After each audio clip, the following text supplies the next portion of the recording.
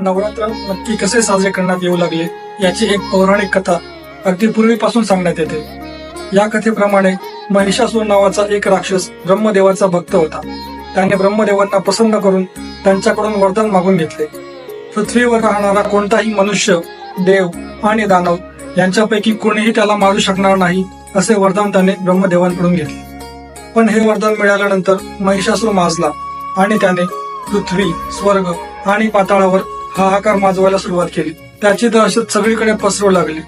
मग त्याला मारण्यासाठी ब्रह्मा, विष्णू आणि महेश यांनी दुर्गेला साकडे घातले.